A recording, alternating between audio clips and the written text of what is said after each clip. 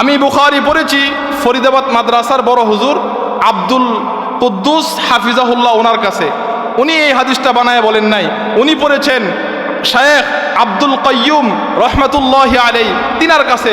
তিনি এই হাদিসটা বানায় বলেন নাই, তিনি পড়েছেন হুসাইন আহমদ মাদানী রহমতুল্লাহর কাছে। বলেন না সুবহানাল্লাহ।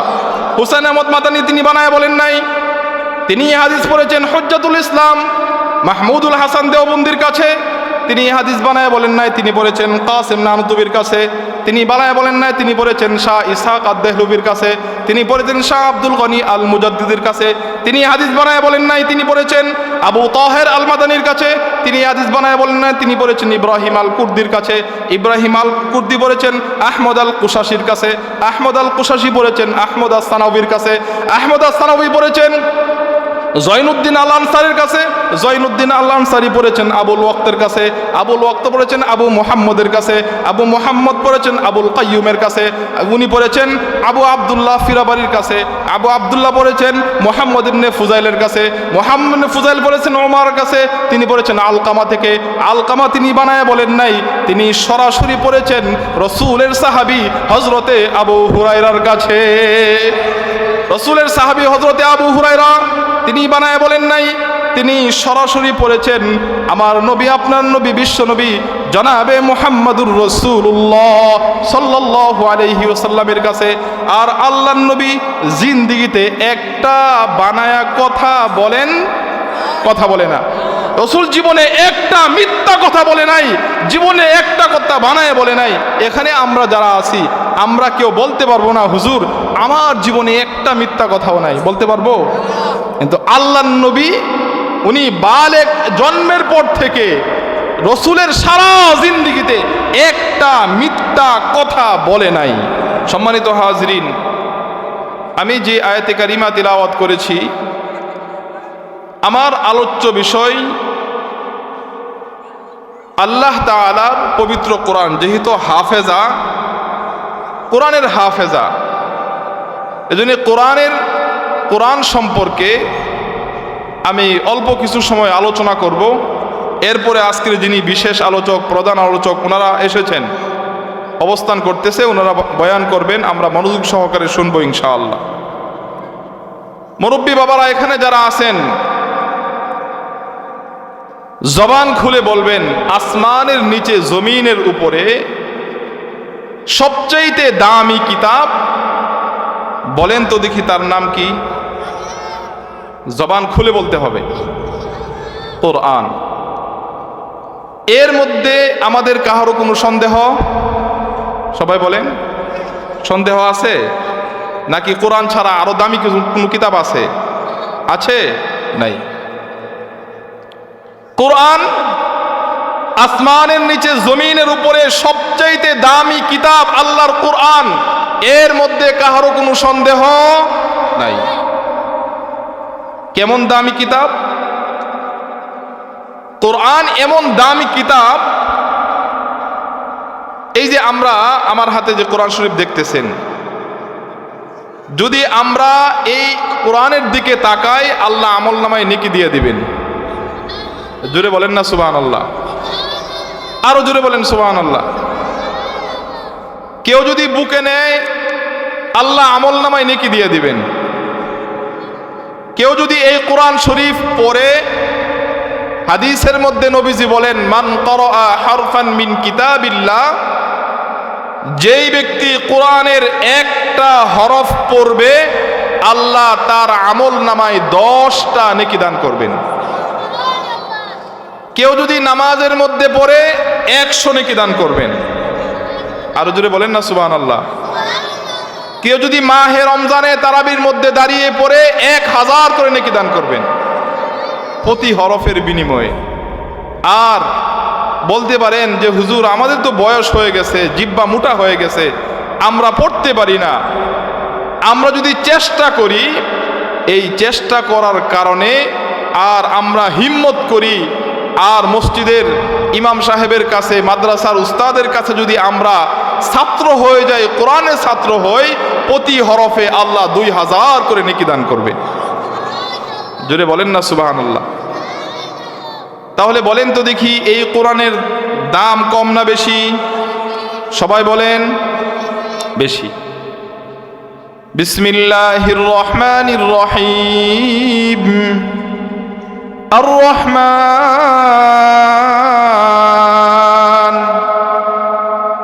আল্লামাল কুরআন খলাকাল ইনসান। আল্লাহু আকবার। আর রহমান দয়াময় আল্লাহ, আল্লামাল কুরআন, কোরআন আল্লাহ শিখাইছেন, খলাকাল ইনসান মানুষ বানাইছেন। এটা হলো এই 3 আয়াতের অর্থ। এবার বুঝে থাকলে বলেন তো দেখি, দয়াময় আল্লাহ কোরআন শিখাইছেন, মানুষ বানাইছেন। এখানে তো আমাদের দৃষ্টিতে এমন হওয়া উচিত ছিল, দয়াময় আল্লাহ মানুষ বানাইছেন, কোরআন শিখাইছেন। কি বলেন, এমন হওয়া উচিত ছিল না? অথচ আল্লাহ বলেন দয়াময় আল্লাহ কোরআন শিখাইছেন, মানুষ বানাইছেন। মানুষ যদি না হয় তা কোরআন কিভাবে শিখাইল?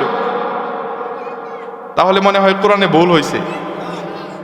আওয়াজ দিয়ে বলেন, ভুল হয়েছে না। মাঝখানে কোরআন, প্রথমে আর রহমান। বলেন প্রথমে কি? আওয়াজ দিয়ে বলেন, প্রতিটা হরফের বিনিময়ে 10টা নেকি হবে কিন্তু। আর রহমান বলেন না, আর রহমান আল্লামাল কুরআন খলাকাল ইনসান। প্রথম আয়াত রহমান, মাঝখানে কোরআন, 3 নম্বরে ইনসান। প্রথমে রহমান, মাঝখানে কোরআন, 3 নম্বরে ইনসান। আমরা যে মোবাইলে কথা বলি, মোবাইলে কথা বলি না? আমরা যে মোবাইলে একজন আরেকজনের সাথে কথা বলি, বুঝে থাকলে বলবেন, আমি যার সাথে কথা বলতেছি ওই দুইজনের মাঝখানে একটা নেটওয়ার্ক লাগে। যদি নেটওয়ার্ক না থাকে একজন আরেকজনের সাথে কথা বলা বলেন যাবে না। তাহলে দুনিয়াতে আমরা দেখি একজন আরেকজনের সাথে কথা বলতে হলে একটা নেটওয়ার্কের প্রয়োজন। তো ঠিক তদ্রূপভাবে আমরা যদি, মানুষ যদি আল্লাহর সাথে সম্পর্ক করতে চায়, তাহলে মানুষের আল্লাহর সাথে সম্পর্কের মাধ্যম একটাই, সেটা হলো কোরআন। কোরআন ছাড়া আল্লাহর সাথে সম্পর্কের কোনো বিকল্প নাই। কথা বলেন ঠিক কিনা? বিকল্প আছে? নাই। তাহলে আল্লাহর সাথে সম্পর্কের মাধ্যম একটাই, কি? কোরআন। মানুষ যখন কোরআন তিলাওয়াত করে, বান্দা যখন কোরআন শরীফ পড়ে, নামাজের মধ্যে পড়ে, নামাজ ছাড়া পড়ে, ওই বান্দা সরাসরি আল্লাহর সাথে কথা বলে। জোরে বলেন না সুবহানাল্লাহ। আমরা যখন নামাজে দাঁড়াই, নামাজে সূরা ফাতিহা পড়ি, আলহামদুলিল্লাহি রাব্বিল আলামিন। আল্লাহ বলে, বান্দা যখন আলহামদুলিল্লাহি রাব্বিল আলামিন বলি, আল্লাহর সাথে সাথে আমাদের সাথে কথা বলেন। কে কথা বলেন? আওয়াজ দিয়ে বলেন, আল্লাহ কথা বলেন। এজন্যে মানুষের সম্পর্কের মাধ্যম একটাই, সেটা হলো কোরআন। সেটা কি? কোরআন। কোরআন আল্লাহ কেন নাজিল করলেন? প্রশ্ন, আল্লাহ কেন কোরআন নাজিল করলেন? বিসমিল্লাহির রহমানির রহিম। কিতাবুন আনজালনাহু ইলাইকা লিতুখরিজান নাসা মিনাজ-যুলুমাতি ইলান-নূর। আল্লাহ বলেন, হে বান্দারা শুনো, কিতাবুন আনজালনাহু ইলাইকা, হে নবী, আমি আপনার কাছে এই কোরআনকে নাজিল এই জন্যই করেছি, লিতুখরিজান নাসা মিনাজ-যুলুমাত। জুলুমাত শব্দের অর্থ হলো অন্ধকার, আর জুলুমাত শব্দটা বহুবচন, জমা। জমা মানে অনেক অন্ধকার, অর্থাৎ দুনিয়া অন্ধকার। আজকে বর্তমান বিশ্বে, বর্তমান পৃথিবীতে দেখেন তো দেখি, আজকে সব জায়গায় শুধু অশান্তি। আজকে স্বামী স্ত্রীর মধ্যে মিল নাই, হ্যাঁ, বাবা ছেলের মধ্যে মিল নাই, আজকে সমাজের মধ্যে মিল নাই, আজকে আমাদের দেশের মধ্যে শান্তি নাই। এর মূল কারণ আজকে মারামারি, ধরাধরি। আরে যেভাবে মানুষ মারতেছে, একটা কুকুরকেও আজকে মারে না। কথা বলে না কেন? মানুষ মানুষ যেভাবে মারে, একটা কুকুরকে এভাবে মারে না। কিছুদিন আগে যে একটা ছেলেকে মারলো, একটা ভদ্র ছেলে, একটা ভদ্র ছেলে, বাংলাদেশ স্বাধীন হওয়ার পিছনে তার অনেক অবদান। বেচারা যাইতেছে রিস্কা দিয়ে পিছন দিয়ে গুলি করছে।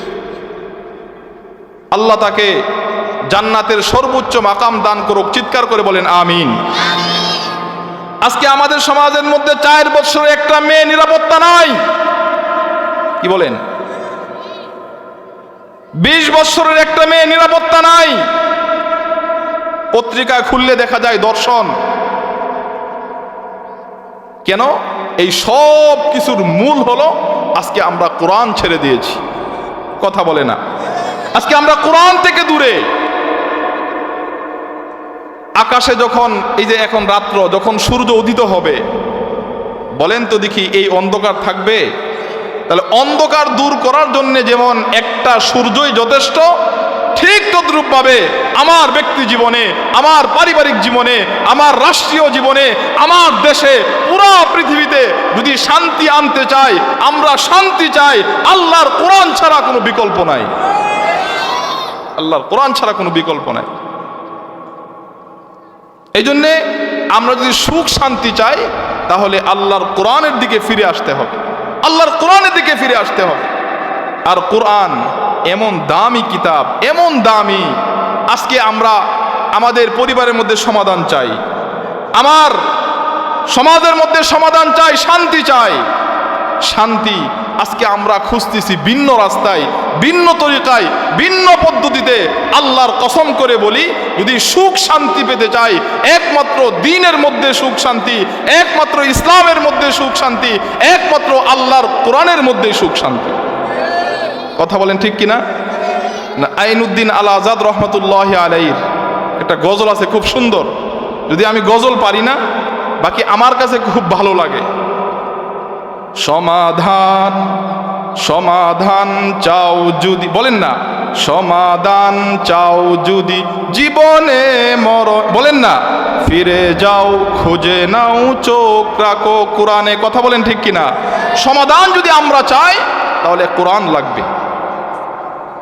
এবার আসেন, এই যে কোরআন দেখতেছি আমরা, এই কোরআনের মধ্যে 114টা সূরা আছে। বলেন কয়টা সূরা? আয়াত সংখ্যা আছে 6666টা মতান্তরে। আচ্ছা বলেন তো দেখি, সূরা ফাতিহা থেকে সূরা নাস পর্যন্ত যে সমস্ত হরফ, অক্ষর, নোক্তা আছে, একটা সূরার মধ্যে কি কোনো ভুল আছে? আপনাদের আওয়াজে মনে হয় ভুল আছে। তাহলে একটু ইমানের শক্তিতে বলেন না, ভুল আছে? আলিফ লাম মিম যালিকাল কিতাবু লা রাইবা ফীহি হুদাল লিল মুত্তাকিন। যালিকাল কিতাব লা রাইবা ফীহি। আল্লাহ চ্যালেঞ্জ করেছেন, হে দুনিয়ার মানুষ শুনো, সূরা ফাতিহা থেকে নাস পর্যন্ত আমি কোরআন নাজিল করেছি, কিয়ামত পর্যন্ত আমার এই কোরআনের মধ্যে কোনো ভুল নাই। আমেরিকার অনেক বড় একজন বিজ্ঞানী মরিস বুকাই, সে এই কোরআন, অনেক বড় বিজ্ঞানী, তার সম্পর্কে ওইদিকে আমি যাব না, যেহেতু কোরআনের আলোচনা এদিকে আমরা আছি। 5 বছর পর্যন্ত সে গবেষণা করেছে এই কোরআনের মধ্যে ভুল ধরার জন্য। নাউজুবিল্লাহ বলেন। আচ্ছা বলেন তো দেখি, 5 বছর না, যে 100 বছরও মেহনত করে ভুল ধরতে পারবে? সে 5 বছর পরে সে এই কথা ফলাফল দিল যে আমি 5 বছর যাবত কোরআনের মধ্যে ভুল ধরার চেষ্টা করতেছি, ভুল ধরতে গিয়া আমি আমার নিজের অনেক ভুল ধরা পড়েছে, এই জন্য সে নিজেই সংশোধন হয়ে গেছে। আসমানি কিতাব, এমন দামি কিতাব, এমন দামি কিতাব। আমাদের যে মির্জানগর আদর্শ নুরানি মহিলা মাদ্রাসা, এই মাদ্রাসার কিন্তু একটা হেড অফিস আছে। এটা হলো ঢাকা শহরের সবচেয়ে বড় মাদ্রাসা, ফরিদাবাদ মাদ্রাসা। এই ফরিদাবাদ মাদ্রাসার একটা হেড অফিস বাংলাদেশে হাটহাজারী মাদ্রাসা। এই হাটহাজারী মাদ্রাসার হেড অফিস দারুল উলুম দেওবন্দ মাদ্রাসা, সুবহানাল্লাহ বলেন। আর এই দেওবন্দ মাদ্রাসা যদিও প্রতিষ্ঠিত করেছেন কাসেম নানুতুবি রহমাতুল্লাহি আলাইহি, বাকি রসুলের ইশারায় এই মাদ্রাসা প্রতিষ্ঠিত হয়েছে। তাহলে এই মির্জাগড় মাদ্রাসা যদিও ছুটে দেখতেছি আমরা, টিনের গড় দেখতেছি, কিন্তু এর তলা বহুত মজবুত। সুবহানাল্লাহ বলে না কেউ? দেওবন্দ মাদ্রাসার একজন মুহতামিম ছিলেন, 55 বৎসর মুহতামিম ছিলেন। ওনার নাম ছিল কারি তৈয়ব সাহেব রহমতুল্লাহি আলাইহি। কারি তৈয়ব সাহেব রহমতুল্লাহি আলাইহি উনি কিতাবের মধ্যে লেখেন যে এক লোক, তার বাবা মারা গেছে। এই আমার কথা বুঝতেছেন সবাই? আমি কিন্তু আপনাদের আত্মীয়, এটা আত্মীয়টা পরে বলবো। আমার বাড়ি কিন্তু পাকুন্দিয়া। আল্লাহ। কারি সাহেব লেখেন যে ওই যে মুফতি সাখাওয়াত হোসেন সাহেব, উনি আমার ছোট বোন জামাই, আলহামদুলিল্লাহ।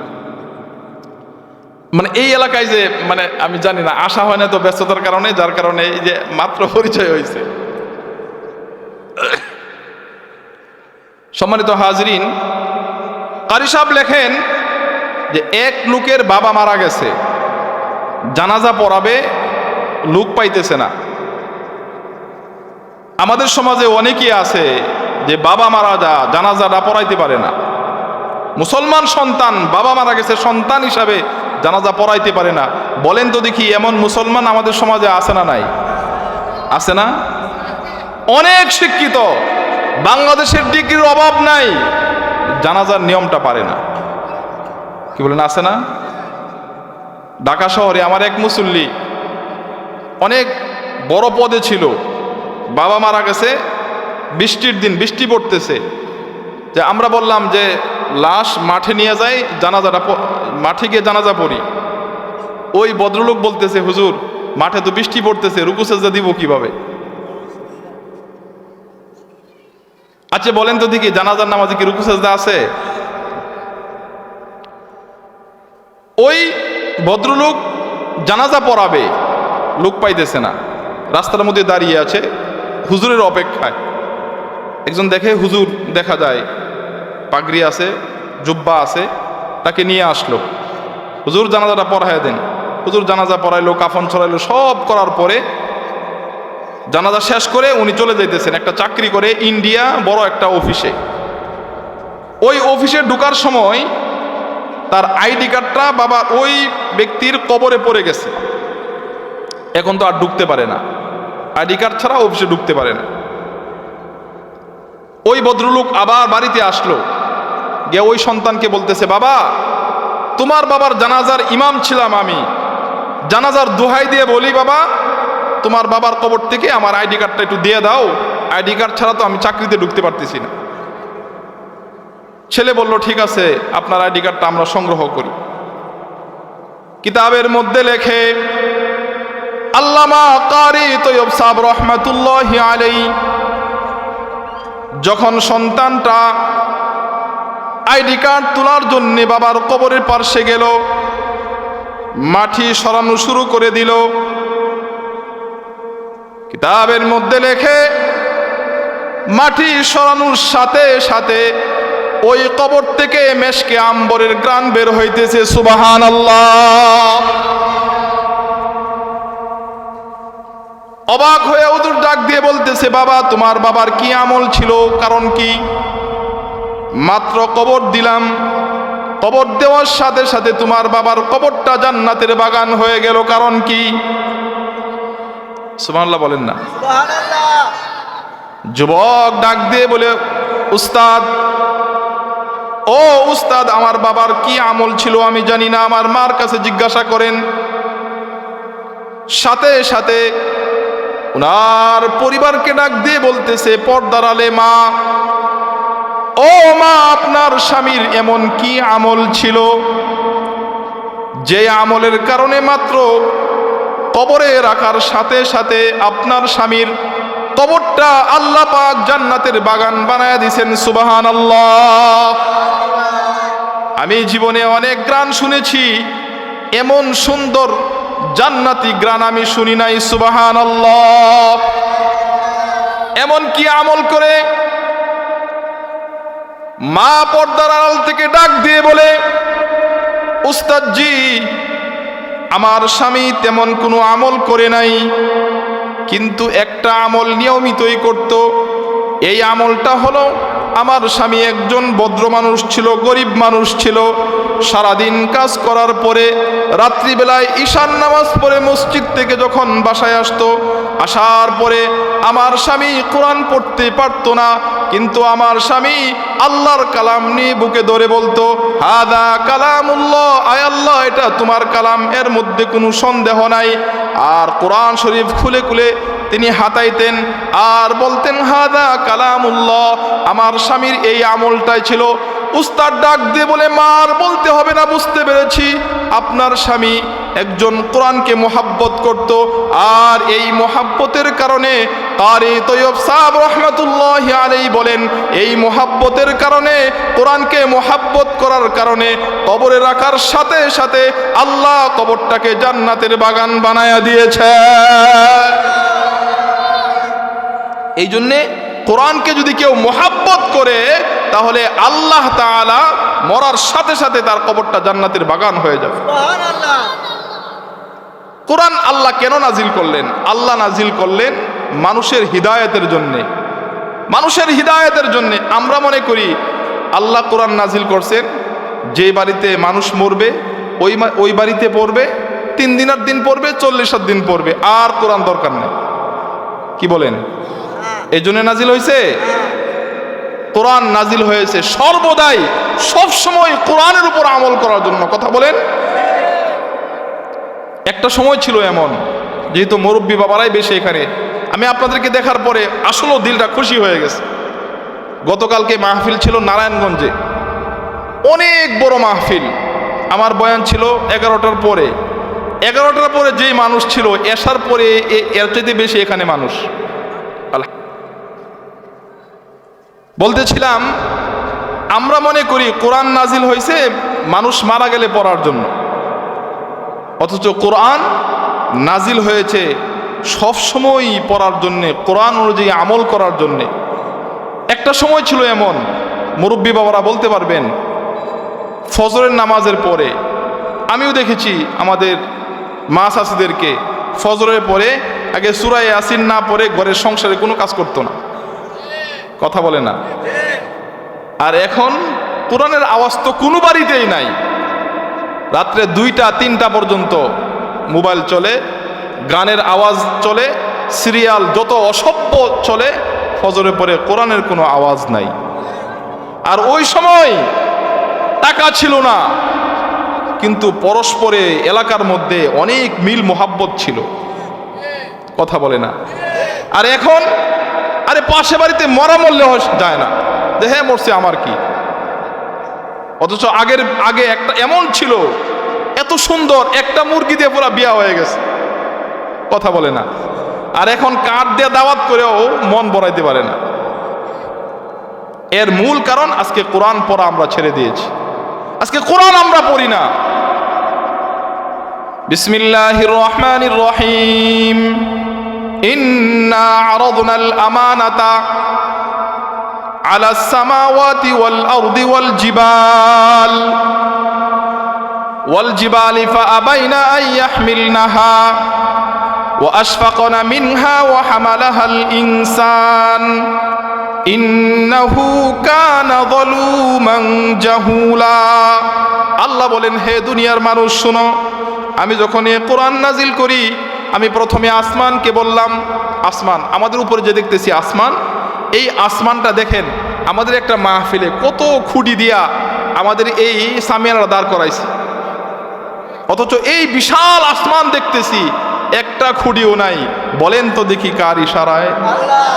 আরো আওয়াজ দিয়ে বলেন না মিয়া, কার ইশারায়? এটা কার কুদরত? আল্লাহর কুদরত। আসমান সম্পর্কে বিজ্ঞানীর এত চমৎকার আলোচনা, শোনার পরে আপনি আশ্চর্য হবেন, আসমান এত বিশাল বড়। এই আসমানটা 500 বৎসরের মোটা, মানে এত মোটা যে 500 বৎসর লাগবে এটা পার হইতে। এত বিশাল বড় আসমান। আল্লাহ আসমানকে বললেন, হে আসমান, তুমি এই কোরআনকে গ্রহণ করো, এই কোরআন ধারণ করো। আসমান বলতেছে, আল্লাহ আমি দুর্বল, আমি পারতাম না। সুবহানাল্লাহ বলে না? আল্লাহ ডাক দিয়ে বলে, হে জমিন, তুমি আমার এই আমানত কোরআন গ্রহণ করো।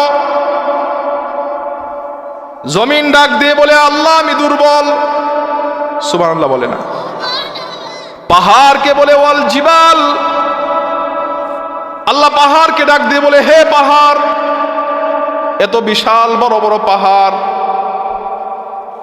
পাহাড় বলে, আল্লাহ এত দামি জিনিস, এত দামি জিনিস আমি গ্রহণ করতে পারবো না, আমি দুর্বল। চিৎকার করে বলা যাবে কি সুবহানাল্লাহ?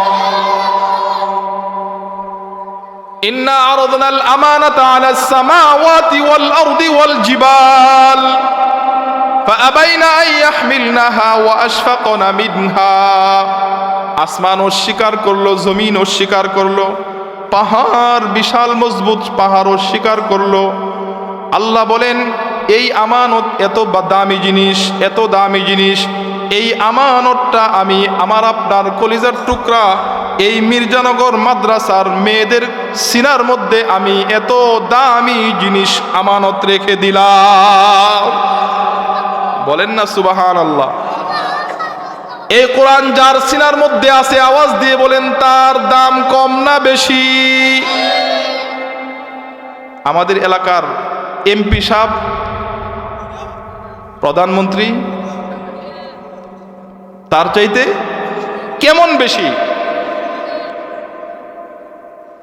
হযরতে আবু দারদা বলেন, কুনতু জালিসান মা আবি দারদাই ফাজাআ রাজুলুন ফি মসজিদে দিমাশক। লম্বা হাদিস। আমি দিমাশকের এক মসজিদে বসা ছিলাম, একটা লোক আসলো। আসার পরে জিজ্ঞাসা করে, এলেম সম্পর্কে, কোরআন সম্পর্কে জিজ্ঞাসা করে। যারা কোরআন পড়ে, যারা কোরআন শিখে, যারা শিখায়, তাদের দাম কত? তিনি হাদিসের মধ্যে বলেন, মান সালাকা তরিকান ইয়ালতামিসু ফীহি ইলমা সাহালাল্লাহু লাহু বিহি তরিকান ইলাল জান্নাহ। যারা কোরআন পড়ে, কোরআন শিখায়, তারা এমন দাম যে পৃথিবীর সমস্ত মাখলুক তাদের জন্য রহমতের দোয়া করতে থাকে। সাগরের নিচে তলদেশে যে মাছ সহ যে সমস্ত প্রাণী আছে, এই সমস্ত প্রাণীরাও তাদের জন্য রহমতের দোয়া করে। শুধু তাই না, ওই সমস্ত হাফেজে কোরআনরা যখন রাস্তা দিয়ে হাঁটে, ফেরেশতারা নূরের পথ তাদের পায়ের নিচে বিছায়া দেয়। এত আস্তে সুবহানাল্লাহ বললেন? জোরে বলেন না মিয়া সুবহানাল্লাহ? আজকে যে সমস্ত মেয়েরা কোরআনের হাফেজা হয়েছে, আমার পক্ষ থেকে তাদেরকে হাজারবার ধন্যবাদ, আল্লাহ পাকের মেহেরবানি, শুকরিয়া। তাদের দাম কত জানেন? তারা যে জান্নাতে যাবে, এই জান্নাতে তাদেরকে স্বাগতম জানাবে 5,90,000 ফেরেশতা তাদেরকে স্বাগতম দিয়া জান্নাতে নিয়ে যাবে। কোন প্রধানমন্ত্রীর জন্য 5,90,000 মানুষ স্বাগতম দিছে? দেয় নাই। একজন হাফেজে কোরআন, ছেলে হোক মেয়ে হোক, শুধু হাফেজ, আলেম না, মুফতি না, দিনে দায়ী না, একজন হাফেজ, তাকে আল্লাহ জান্নাতের টিকিট দিবে 10টা। সুবহানাল্লাহ বলেন? কেয়ার টিকিট, কথা বলে না, কেয়ার টিকিট দিবে, জান্নাতের টিকিট। জান্নাতের 10টা টিকিট দেওয়ার পরে বলবে, তোমার আত্মীয় স্বজন, তোমার এলাকাবাসী, তোমার মাদ্রাসার কমিটি, তোমার এলাকাবাসী দেখে দেখে যাদের ব্যাপারে ফায়সালা জাহান্নামের, এদেরকে তুমি দেখে দেখে জান্নাতে নিয়ে আসো। সে বের হবে, বের হয়ে তার মাকে, বাবাকে, দাদাকে, নানাকে, আত্মীয় স্বজনকে 10 জন নিয়ে আসবে। আসার সময় এই যে আমরা যা এখানে বসা, আমরা বলবো, এই মারা, তোমরা তোমাদের মাহফিলে আমরা তো বসা ছিলাম, আজকে আমরা বিপদে পড়ছি, আমাদেরকে আজকে নিয়ে যাও, আমাদের জান্নাত যাইতে পারবে না। মেয়েরা বলবে, দাদা আসেন, সবাইকে নিয়ে যাবে। নিতে নিতে নিতে নিতে 10টার পরিবর্তে 700 হবে। কয়জন হবে? 700। আল্লাহ বলবে তোমাকে টিকিট দিলাম 10টা, মানুষ নিয়ে আসো 700, না 10 জন দেও, বাকিরা ফেরত দেও। তখন ওই হাফেজে কোরআন বলবে, আল্লাহ দুনিয়াতে অনেক কষ্ট করে তোমার কোরআন মুখস্থ করেছি, আজকে যদি আমার সুবাসী গ্রহণ না করো তোমার 10টা টিকিট ফেরত নেও, আমিও জান্নাতে যাইতাম না। সুবহানাল্লাহ বলে না? আল্লাহ বলবে যাও, আজকে আমার কোরআন তোমার সিনার মধ্যে ছিল, তোমার সুপারিশ আমি গ্রহণ করলাম, যাও তুমি জান্নাতে চলে যাও। আলেম হলে আরো বেশি নিতে পারবে, দিনের দায়ী হলে আরো বেশি নিতে পারবে। এজন্য আজকে আমরা বাচ্চাদেরকে কোরআন শেখাই না, আফসোস লাগে আজকে আমরা কোরআন শিখাই না। ঘরের মধ্যে কোরআনের কোনো পরিবেশ নাই, পরিবেশ নাই। আশ্চর্য হবেন, ঢাকায় আমার এক মুসল্লি আমার সাথে ঘটনা যে হুজুর একটা পুরাতন কোরআন শরীফ নিয়ে আসছে, হুজুর এই কোরআন শরীফটা মসজিদে রেখে দেন। আমি বললাম যে কেন ভাই? যে হুজুর এটা আমার বাবার কোরআন শরীফ, এখন তো এই কোরআন শরীফ আমাদের ঘরে আর প্রয়োজন নাই, বাবাও নাই, মারা গেছে, এটা আর দরকার নাই, এটা মসজিদে রেখে দেন। আমি বললাম তা আপনার বাবার কোরআন শরীফ এটা আপনাদের ঘরে রেখে দিন এক জায়গায়। হুজুর 10 তলা বাড়ি করছি, এই কোরআন শরীফ রাখার মতো ঘরে জায়গা নাই। নাউজুবিল্লাহ বলতেন না? আজকে আমাদের মুসলমান ঘরে টিভি দেখার জন্য সোফা রাখা আছে, কোরআন রাখার জন্য আজকে জায়গা নাই। আফসোস। বিসমিল্লাহির রহমানির রহিম। وقال الرسول يا رب إن قوم اتخذوا وقال الرسول يا رب إن قوم اتخذوا هذا القرآن مهجورا। কিয়ামতের ময়দানে আল্লাহর নবী আল্লাহর কাছে অভিযোগ করবে ওই সমস্ত মানুষদের বিষয়ে যারা দুনিয়ার মধ্যে কোরআনকে পরিত্যাগ করেছে। আল্লাহর নবী ওই সমস্ত মানুষের বিরুদ্ধে অভিযোগ করবে। নবীজি যারা কোরআন পড়ে না এদের বিরুদ্ধে নবীজি অভিযোগ করবে। অথচ আমার নবী আপনার নবী কেমন দয়া ছিল। কিতাবের মধ্যে লেখে এক ইহুদি এন্তেকাল করছে, মারা যাওয়ার পরে ইহুদির লাশ নবীজির সামনে দিয়ে যাইতেছে। আমার নবী আপনার নবী দয়ার নবী মায়ার নবী ইহুদির লাশ দেখার পরে কান্না করতেছে। ইহুদির লাশ দেখে নবীজি কাঁদতেছেন। সাহাবাই কারাম ডাক দিয়ে বলে, ইয়া রাসূলুল্লাহ, ইয়া হাবিবাল্লাহ, কারণ কি? আপনি একজন ইহুদির লাশ দেখে আপনি কেন কান্না করতেছেন? সে তো মুসলমান না। আমার নবী আপনার নবী ডাক দিয়ে বলে, ও আমার সাহাবীরা শুনো, সে ইসলাম ধর্ম গ্রহণ করে নাই, সে ইহুদি। আজকে যদি সে ইসলাম ধর্ম গ্রহণ করত জান্নাতে যাইতে পারত। যেহেতু সে ইসলাম ধর্ম গ্রহণ করে নাই, জাহান্নামে যাবে। এই জন্যে তার ব্যথায় আমি নবী কাঁদতেছি। ইহুদির ব্যথায় নবীজি কান্না করে, অথচ ওই নবী কিয়ামতের দিন আল্লাহ কোরআনে বলেন, ওয়াকালার রাসূল ইয়া রাব্বি ইন্না কওমি ইত্তাখাযু হাযাল কুরআনা মাহজুরা। যারা কোরআনকে পড়ে না এদের বিরুদ্ধে আমার আপনার ঘরে যদি আজকে কোরআন না পড়ে, আমার পরিবার যদি কোরআন না পড়ে, আমার সন্তান কোরআন না পড়ে, আমি যদি কোরআন না পড়ি, আমার নবী আমার বিরুদ্ধে কিয়ামতের ময়দানে অভিযোগ করবে আল্লাহর কাছে। এজন্য আসেন আমরা মাহফিল থেকে নিয়ত করি আমরা কোরআন পড়ব না ইনশাআল্লাহ। আর কি করব? এই কোরআনই মাদ্রাসাকে আমরা মোহাব্বত করব, সম্মান করব ইনশাআল্লাহ। বলেন সম্মান করলে কি হবে? সম্মান করলে আমার মৌতের আগে রসুলকে স্বপ্নে দেখতে পারবো। সুবহানাল্লাহ বলে না? রসুলকে স্বপ্নে দেখতে পারবে। যারা মৌতের আগে রসুলকে স্বপ্নে দেখতে পারবে, জান্নাত ওয়াজিব, জাহান্নাম হারাম। রসুলকে স্বপ্নে দেখলে এর চাইতে বড় সৌভাগ্য তো আর হতে পারে না। কি বলে, আরো চাওয়া পাওয়া আছে না? सारे दुनिया हो मुखालिफ कोई नुकसान भी नहीं है, डर नहीं है, गम नहीं है, जब मिल गई है दौलत ईमान नबी से। আমার নবীকে কেউ যদি স্বপ্নে দেখতে পারে জান্নাত ওয়াজিব, সুবহানাল্লাহ বলেন। নবীর সুরত শয়তানও ধরতে পারে না। নবীকে কেউ যদি স্বপ্ন দেখতে পারে, জান্নাত ওয়াজিব। এমন একটা আমলের কথা বলবো আজকে, যে আমল করলে রসুলকে স্বপ্নে দেখতে পারেন। আচ্ছা, স্বপ্নে দেখার নিয়ত আছে সবার? কার কার স্বপ্নে দেখার নিয়ত আছে? হাত তুলে দেখাই তো ইনশাআল্লাহ। আমরা যারা হাত তুলেছি, আল্লাহ আমাদের সবাইকে, আল্লাহ মওতের আগে তোমার হাবিবকে স্বপ্নে দেখার তৌফিক দান করো, বলেন আমিন। সম্মানিত হাজরিন, কিতাবের মধ্যে লেখে আল্লামা কারি তৈয়ব সাহেব রহমতুল্লাহ, যেহেতু ওনার কথাই বলতেছি, ওনার কথাটাই বলি। উনি কিতাবের মধ্যে লেখেন, আফগানিস্তান একটা দেশ, নাম শুনি নাই? এই আফগানিস্তান দেশের শাসক ছিলেন, বাদশাহ ছিলেন সুলতান মাহমুদ গজনবী। বলেন নামটা কি? বলেন না সবাই, সুলতান মাহমুদ। আমি তো আগেই বললাম যে আপনারা যদি কথা না বলেন আমি কথা বলতে পারি না, আমি উস্তাদ। নাম কি বলেন তার?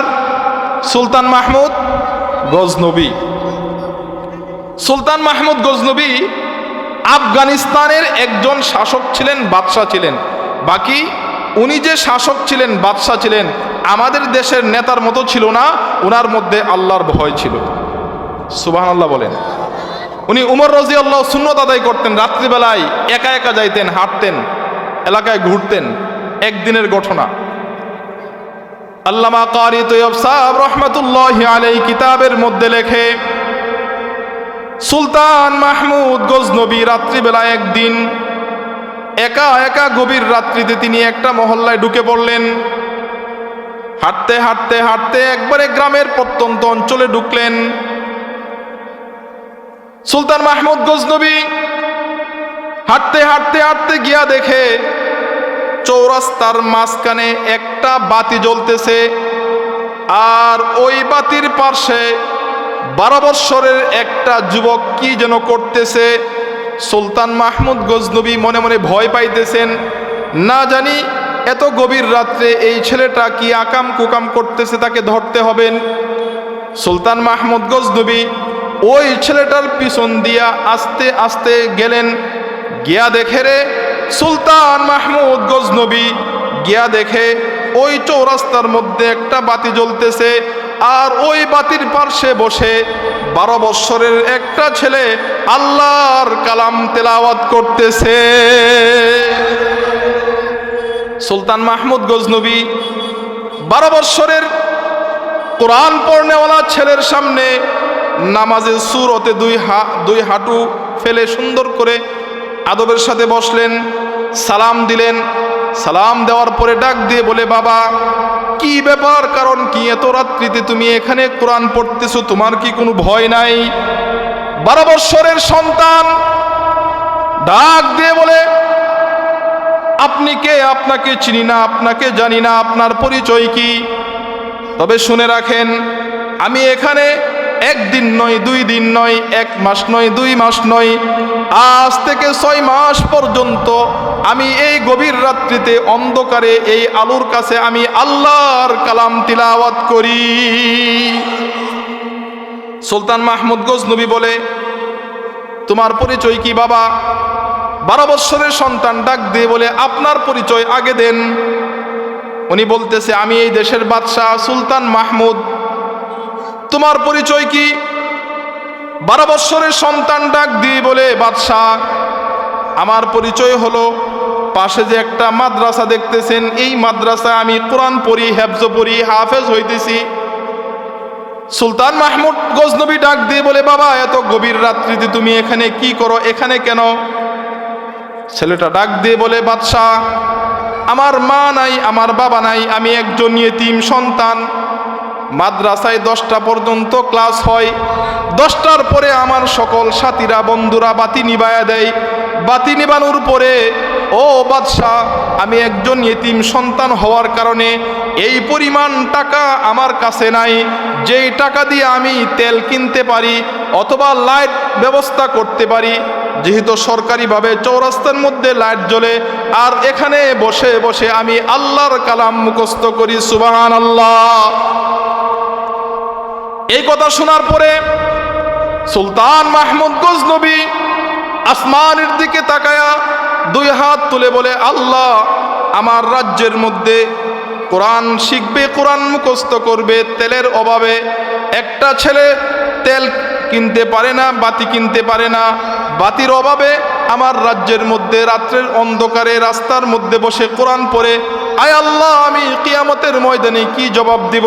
আয় আল্লাহ, তুমি আমাকে মাফ করে দাও। ওই সময়, যে সময়ের কথা, ওই সময় তো বিদ্যুৎ ছিল না, আইপিএস ছিল না, জেনারেটর ছিল না। হ্যাঁ, ওই সময় কুপিবাতি আর হারিকেল ছিল।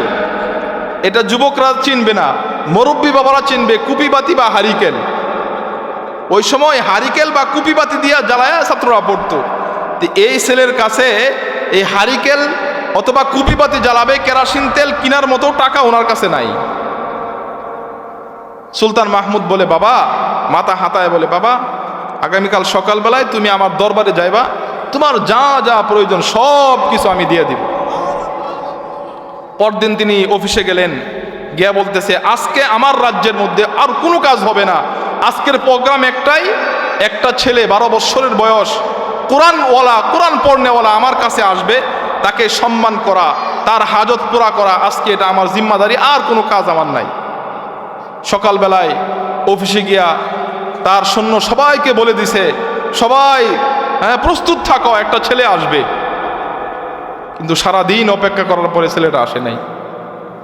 দ্বিতীয় দিন আসে নাই, তৃতীয় দিন আসে নাই, চতুর্থ দিন সুলতান মাহমুদ গজনবী তার 2 জন সেনা প্রধান পাঠায় দিল, এই যাও অমুক মাদ্রাসায় গিয়া দেখো তার চেহারা এমন, তার মা নাই বাবা নাই, তাকে ধরে নিয়ে আসো, তাকে আমার দরবারে দাওয়াত করে নিয়ে আসো।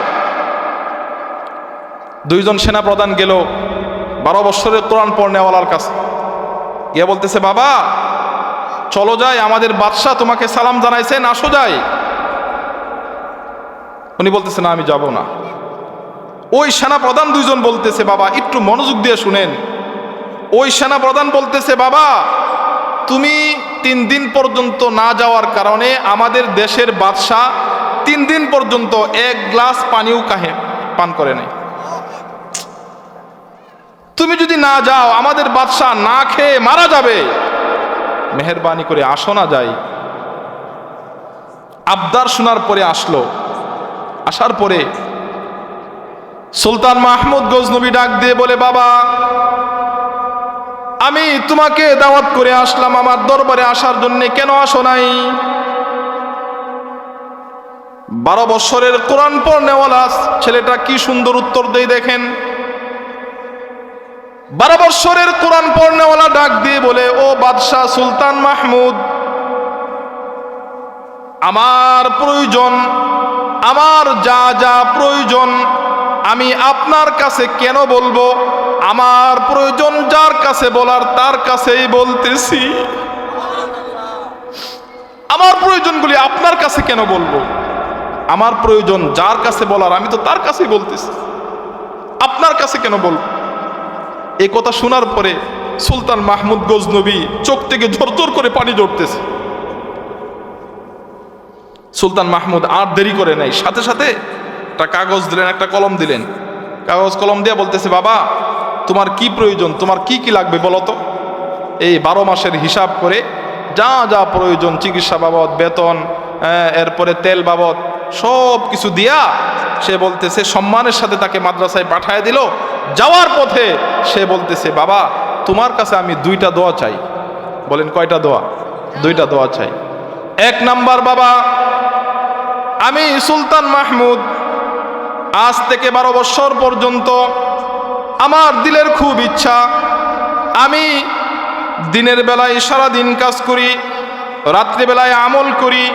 এই আমলটা 1 দিন নয়, 2 দিন নয়, 12 বৎসর পর্যন্ত আমি মেহনত করতেছি, চেষ্টা করতেছি যেন আমি রসুলকে স্বপ্নে দেখতে পারি। রসুলকে স্বপ্নে দেখার খুব ইচ্ছা, খুব আশা, কিন্তু 12 বৎসর হয়ে গেছে আমি রসুলকে স্বপ্নে দেখতে পারি নাই।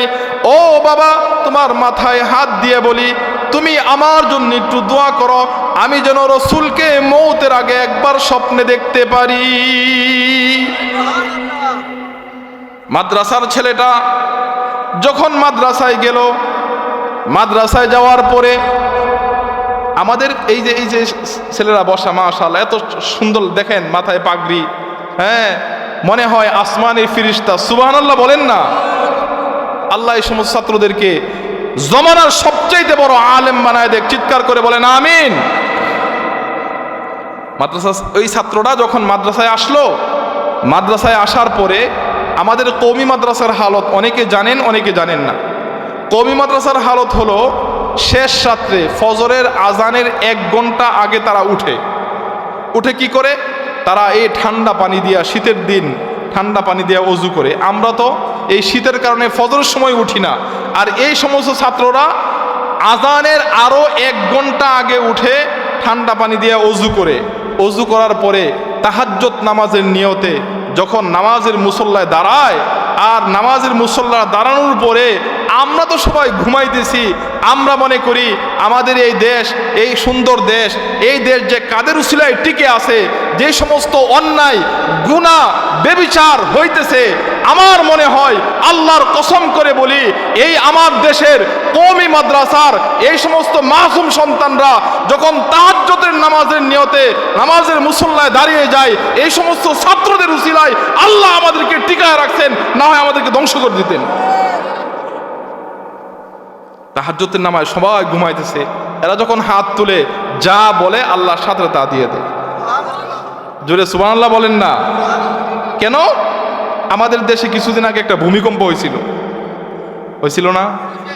এবং সমস্ত বিজ্ঞানীরা বলেছিল সামনে, অর্থাৎ 1 সপ্তাহের মধ্যে এমন একটা বড় ভূমিকম্প হবে যে দেশের অনেক ক্ষতি হবে। তারা সবাই হাত পা ছেড়ে দিয়েছিল। আমাদের বাংলাদেশের গরিব দেশ কি অবস্থা হবে? এর আগে একটা করোনা আসছিল, সারা দেশেই মানুষ মরতেছে, সবাই আতঙ্ক ছিল যে করোনা ভাইরাসে আমাদের কি হবে। আমরা তো দেখেছি, সচক্ষে আপনারাও দেখেছেন যে বাবা মারা গেছে, সন্তান কাছে যায় না করোনার ভয়ে। কথা বলেন। বৃদ্ধ মাকে জ্বর আসছে, করোনা ভাইরাস মনে করে টাঙ্গাইল জঙ্গলে ফেলে আসছে। অনেক মানুষ এমন আছে করোনার ভয়ে সন্তান বাবাকে ধরে নাই, উলামায়ে কেরাম তার দাফন কাফন করে শেষ করছে। আল্লাহর কসম করে বলি, আমার বাংলাদেশে যে সমস্ত আযাব গজব আসে, এই সমস্ত আযাব গজব বন্ধ হওয়ার একমাত্র কারণ এই সমস্ত মাদ্রাসা ছাত্র। তাদের তাহাজ্জুদের নামাজের চোখের পানির উসিলায় আল্লাহ আমাদেরকে বাঁচায় রাখছে। যে ভূমিকম্প যেভাবে আসছে, পুরা পৃথিবী এক মুহূর্তে, কয়েক সেকেন্ডে একবারে পুরা ক্ষয়ক্ষতি হয়ে গেছে, বড় বড় বিল্ডিং ধসে পড়ছে। আলহামদুলিল্লাহ আমাদের বাংলাদেশে কিছুই হয় নাই। সুবহানাল্লাহ বলেন। এটা ওদের নিয়ামত, ওদের দোয়ার বরকতে। এর আগে কিছু কথা বলবো, যদি অনুমতি দেন তো বলবো। হ্যাঁ, কেউর গায়ে লাগতে পারে। আচ্ছা ঠিক আছে। এর কিছুদিন আগে ক্ষমতা থাকা অবস্থায় তাফসির মাহফিল বন্ধ করে দিয়েছিল। একটা আয়াতে তাফসির করতেছে, এই মিয়া বন্ধ করেন, কথা বলে নাই। কোরআনের কথা বলার কারণে হাতের মধ্যে হ্যান্ডকাপ দিয়া জেলখানায় ঢুকায় রাখছে। হাজারো হাজার আলেমদেরকে জেলে আবদ্ধ রেখেছে। আমি এই ছোট মানুষ সচক্ষে দেখেছি। আমাদের বাংলাদেশের অনেক বড় একজন বুজুর্গ রমজান মাসে সেহরির সময় অজুর পানি চাইছে, দেয় নাই। তো ওই লোকটা ওই জেলখানায় থাকতে থাকতে অসুস্থ হয়ে গেছে, ডাক্তারের কাছে নিয়ে গেছে। ওই বুজুর্গকে ডান হাতেও হ্যান্ডকাপ, ডান পায়ের মধ্যেও হ্যান্ডকাপ। আরশের মালিক বলে, হে দুনিয়ার মানুষ শোনো, এটা আমার জমিন, আমার জমিনে আমার কালামের ব্যাখ্যা হবে, আমার জমিনে আমার কালামের কথা হবে। যারা বাধা দিবে তারা এই জমিনে, বিশেষ করে বাংলার জমিনে তারা থাকতে পারবে না, পারবে না, পারবে না। কথা বলেন ঠিক কিনা? জমিন কার? কোরআন কার? আল্লাহর জমিনে আল্লাহর কথা হবে। কথা বলেন ঠিক কিনা? আল্লাহর জমিনে অন্য কারো কথা হবে না। আর মুসলমান এক আল্লাহ ছাড়া কাউকে ভয় পায় না। কথা বলেন ঠিক কিনা? ভয় পাই আমরা? আমরা ভয় পাই না।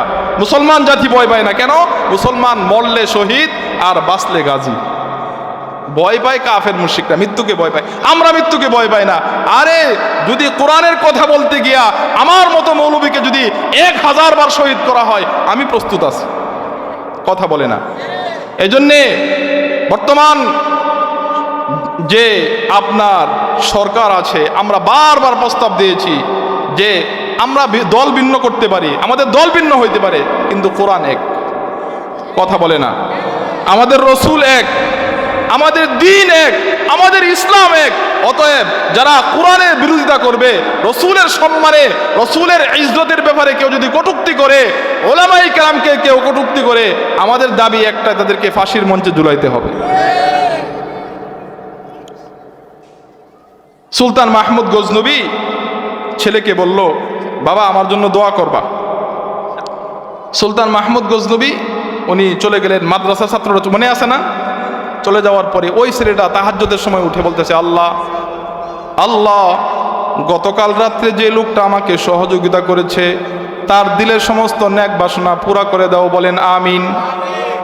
সুলতান মাহমুদ গজনবী ওই রাত্রিতে যখন ঘুমানোর জন্য বিছানায় গেলেন, গিয়া বিছানার মধ্যে পিঠ লাগাইতে দেরি, ওই রাত্রিতে স্বপ্নে আল্লাহর নবীর সাথে মোলাকাত হয়ে যায়। আল্লাহর নবীর সাথে মোলাকাত হওয়ার পরে সুলতান মাহমুদ নবীর সাথে কথা বলতেছেন। এক পর্যায়ে সুলতান মাহমুদ গজনবী ডাক দিয়ে বলে, ইয়া রাসূলুল্লাহ, 12 বছর পর্যন্ত মেহনত করতেছি, আপনাকে স্বপ্নে দেখতে পারি নাই, আজকে আপনাকে কেন স্বপ্নে দেখলাম? আল্লাহর নবী ডাক দিয়ে বলে, বাবা ও সুলতান মাহমুদ, তুমি কি এখনো টের পাও নাই?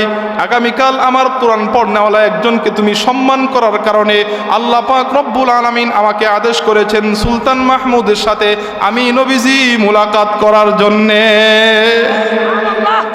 সুলতান মাহমুদ গজনবী রসুলকে জিজ্ঞাসা করে, ইয়া রাসূলুল্লাহ, ইয়া হাবিবাল্লাহ, আমি আপনার কাছে আরেকটা প্রশ্ন জানতে চাই। প্রশ্নটা হলো, এই দুনিয়ার মধ্যে সবচাইতে দামি কে? রাসূল আকরাম সাল্লাল্লাহু আলাইহি ওয়াসাল্লাম বলেন, খায়রুকুম মান তাআল্লামাল কুরআনা ওয়া আল্লামা। দুনিয়ার মধ্যে যারা কোরআন পড়ে, যারা কোরআন পড়ায়, পৃথিবীতে নবীজি বলেন সবচাইতে দামি তারা। সুবহানাল্লাহ। এই জন্যে আজকে আমরা আমার সময় আর 5 মিনিট আছে, 9টা পর্যন্ত আমার সময়। এই জন্যে ঘরের মধ্যে কোরআন চালু করেন। যদি চালু করেন কি হবে?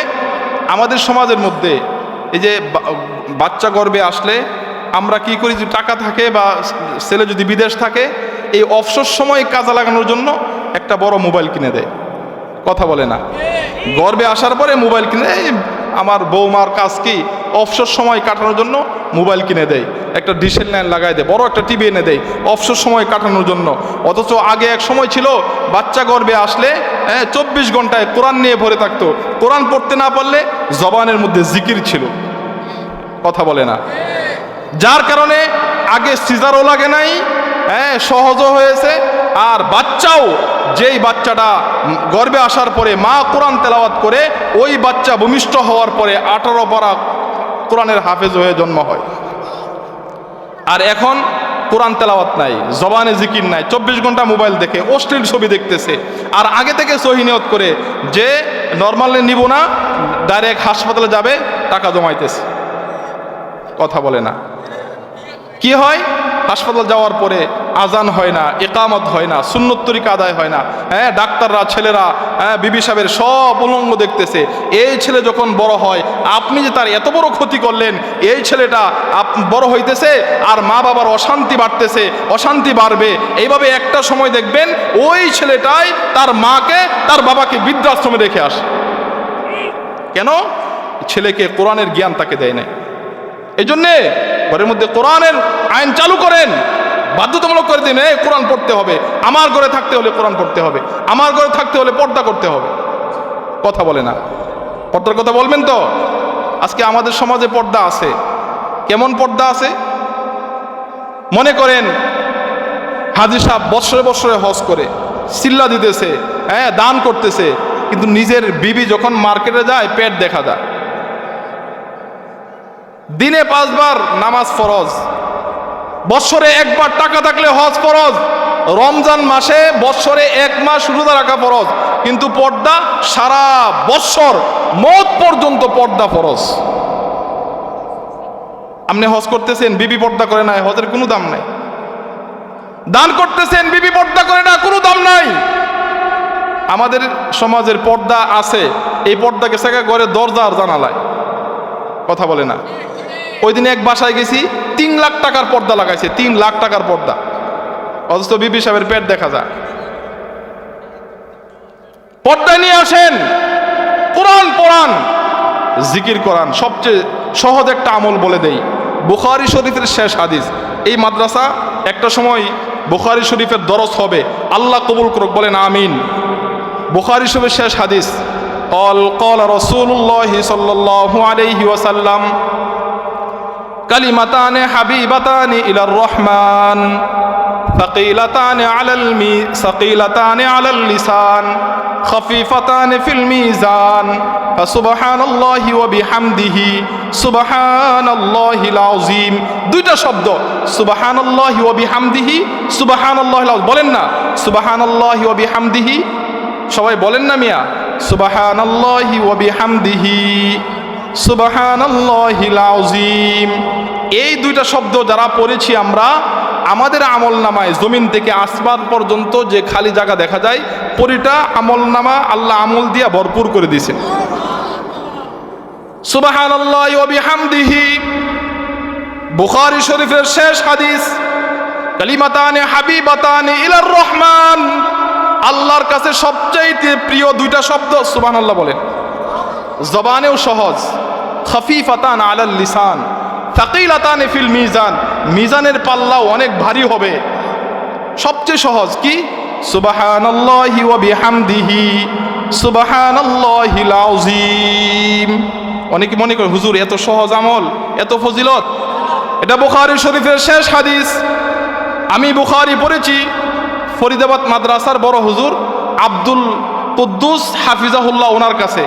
উনি এই হাদিসটা বানায় বলেন নাই, উনি পড়েছেন শায়েখ আব্দুল কাইয়ুম রহমাতুল্লাহি আলাইহি তিনার কাছে। তিনি এই হাদিসটা বানায় বলেন নাই, তিনি পড়েছেন হুসাইন আহমদ মাদানী রহমাতুল্লাহর কাছে। বলেন না সুবহানাল্লাহ। হুসাইন আহমদ মাদানী তিনি বানায় বলেন নাই, তিনি এই হাদিস পড়েছেন হুজ্জাতুল ইসলাম মাহমুদুল হাসান দেওবন্দির কাছে। তিনি এই হাদিস বানায় বলেন নাই, তিনি পড়েছেন কাসিম নানুতুবির কাছে। তিনি বানায় বলেন নাই, তিনি পড়েছেন শাহ ইসহাক আদ-দেহলভির কাছে। তিনি পড়েছেন শাহ আব্দুল গনি আল মুজাদ্দিদের কাছে। তিনি হাদিস বানায় বলেন নাই, তিনি পড়েছেন আবু তাহের আল মাদানির কাছে। তিনি হাদিস বানায় বলেন নাই, তিনি পড়েছেন ইব্রাহিম আল কুর্দির কাছে। ইব্রাহিম আল কুর্দি পড়েছেন আহমদ আল কুশাশির কাছে। আহমদ আল কুশাশি পড়েছেন আহমদ আস-সানাউবির কাছে। আহমদ আস-সানাউবি পড়েছেন জয়নুদ্দিন আল আনসারির কাছে। জয়নুদ্দিন আল আনসারি পড়েছেন আবুল ওয়াক্তের কাছে। আবুল ওয়াক্ত পড়েছেন আবু মুহাম্মদের কাছে। আবু মুহাম্মদ পড়েছেন আবুল কাইয়ুমের কাছে। উনি পড়েছেন আবু আব্দুল্লাহ ফিরাবারির কাছে। আবু আব্দুল্লাহ পড়েছেন মুহাম্মদ ইবনে ফুজাইলের কাছে। মুহাম্মদ ইবনে ফুজাইল পড়েছেন ওমর কাছে। তিনি পড়েছেন আলকামা থেকে। আলকামা তিনি বানায় বলেন নাই, তিনি সরাসরি পড়েছেন রসুলের সাহাবী হযরতে আবু হুরায়রার কাছে। রসুলের সাহাবী হযরতে আবু হুরায়রা তিনি বানায় বলেন নাই, তিনি সরাসরি পড়েছেন আমার নবী, আপনার নবী, বিশ্ব নবী জনাবে মুহাম্মাদুর রাসূলুল্লাহ সাল্লাল্লাহু আলাইহি ওয়াসাল্লামের কাছে। আর আল্লাহর নবী জিন্দেগিতে একটা বানায়া কথা বলে না। রসুল জীবনে একটা মিথ্যা কথা বলে নাই, জীবনে একটা কথা বানায় বলে নাই। এখানে আমরা যারা আছি, আমরা কেউ বলতে পারবো না হুজুর আমার জীবনে একটা মিথ্যা কথাও নাই, বলতে পারবো? কিন্তু আল্লাহর নবী উনি বালেগ জন্মের পর থেকে রসুলের সারা জিন্দেগিতে একটা মিথ্যা কথা বলে নাই। রসুল নিজে বলেন নাই, রসুল সরাসরি আল্লাহর কাছ থেকে শিখেছেন। সুবহানাল্লাহ। ওয়ান নাজমি ইযা হাওয়া মা দাল্লা সাহিবুকুম ওয়া মা গাওয়া ওয়া মা ইয়ানতিকু আনিল হাওয়া ইন হুয়া ইল্লা ওয়াহয়ু ইউহা। রসুল যা পড়েছেন সরাসরি আল্লাহর কাছ থেকে জিব্রাইলের মাধ্যমে রসুলের সিনা থেকে সাহাবাই কেরামের সিনায়, সাহাবাই কেরামের সিনা থেকে তাবিন, তাবিন, আইম্মায়ে মুজতাহিদিন, উলামায়ে কেরামের সিনায়। আর উলামায়ে কেরাম এই যে আমরা বলতেছি, আমাদের ছাত্ররা বলতেছে, এগুলি সিনা থেকে সিনা। অতএব কোরআন এবং হাদিসের ইলম এটা বানায় বলার মতো না, এটা সরাসরি আল্লাহর পক্ষ থেকে। আর কোরআন এবং হাদিস এটা এমন সংরক্ষিত, আল্লাহ বলেন ইন্না নাহনু নাযালনা যিকরা ওয়া ইন্না লাহু লাহাফিজুন। কোরআন নাজিল করেছি আমি, আর এই কোরআনের হিফাজতের জিম্মাদারি আমি আল্লাহর হাতে।